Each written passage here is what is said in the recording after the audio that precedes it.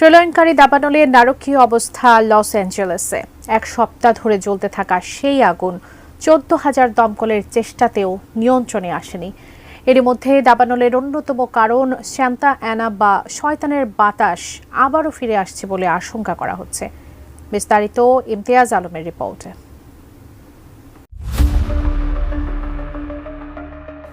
7 জানুয়ারি শুরু হওয়া লস অ্যাঞ্জেলেসের দাবানল নিয়ন্ত্রণে আসেনি এক সপ্তাহেও, বরং প্রতিদিনই পুড়িয়ে চলেছে নতুন নতুন এলাকা। চলমান ভয়াবহ দাবানলে এখন পর্যন্ত প্রায় 40,000 একর এলাকা পুড়ে গেছে। এতে অন্তত 24 জন প্রাণ হারিয়েছেন এবং 1,80,000-এরও বেশি মানুষকে নিরাপদ স্থানে সরিয়ে নেওয়া হয়েছে। ধ্বংস হয়েছে 12,300-টিরও বেশি বাড়িঘর ও স্থাপনা। ক্ষয়ক্ষতি অনুমান করা হচ্ছে $57 বিলিয়ন বেশি। আগুন নেভাতে একযোগে কাজ করছে 14,000-এরও বেশি ফায়ার ফাইটার।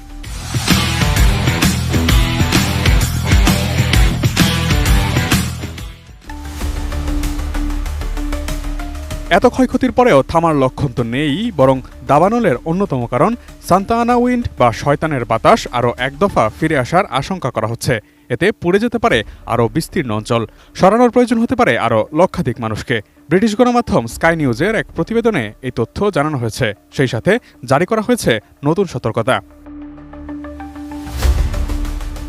যুক্তরাষ্ট্রে দাবানলের ঘটনা নতুন না হলেও এবারের দাবানলটি সংঘটিত হয়েছে অসময়ে। এমন অবস্থায় প্রশ্ন, ঠিক কী কারণে এত ভয়াবহ হলো দাবানলটি?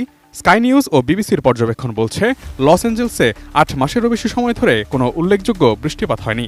গত অক্টোবর থেকে 1 ইঞ্চিরও কম বৃষ্টিপাত হয়েছে সেখানে, অথচ প্রতি বছর এখানে কমপক্ষে 4 ইঞ্চি বৃষ্টিপাত হয়। তবে দাবানলের তীব্রতা বৃদ্ধিতে যে বিষয়টিকে সবচেয়ে বেশি দায়ী করা হচ্ছে তা হল সান্তা আনা বাতাস, যা স্থানীয়ভাবে শয়তানের বাতাস নামে পরিচিত। সান্তা আনা হল উত্তপ্ত শুষ্ক বাতাস যা উত্তর পূর্ব দিক থেকে প্রবাহিত হয়। এ বাতাস লস অ্যাঞ্জেলসের চারপাশে পাহাড়ে আঘাত করার সাথে সাথে গতি বাড়ায় এবং আর্দ্রতার মাত্রা কমিয়ে আগুনের ঝুঁকি আরও বাড়িয়ে দেয়।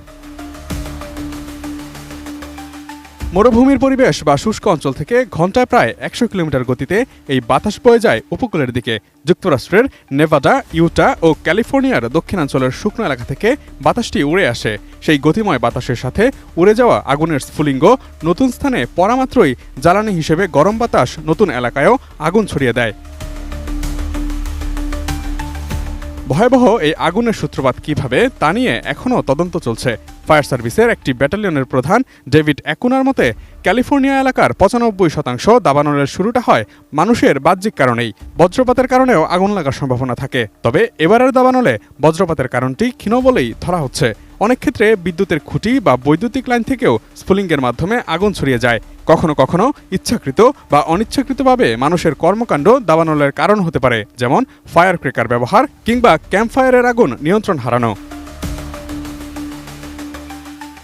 তবে আগুনের ভয়াবহতা এত তীব্র হওয়ার পেছনে যে আরেকটি বিষয়ের কথা বলা হচ্ছে তা হচ্ছে হাইড্রোক্লাইমেট হুইপ্ল্যাশ। এটি জলবায়ু সংক্রান্ত এমন একটি পরিস্থিতি যেখানে কোনো একটি এলাকায় একসঙ্গে 2 ধরনের চরম আবহাওয়া দেখা যায়। সহজ ভাষায় বললে, এল নিনোর প্রভাবে 2024 সালে ক্যালিফোর্নিয়াতে প্রচুর বৃষ্টিপাত হয়, যার ফলে সেখানে প্রচুর গাছপালা জন্মে। এরপরেই আবার বৃষ্টির অভাবে খরার কারণে সেসব গাছপালা শুকিয়ে তা পরিণত হয় আগুনের জ্বালানিতে। এই ঘটনা কি বলা হচ্ছে হাইড্রোক্লাইমেট হুইপ্ল্যাশ, যা দাবানলের তীব্রতা বৃদ্ধিতে অন্যতম কারণ। Imtiaz Alam, desk report, ATN news.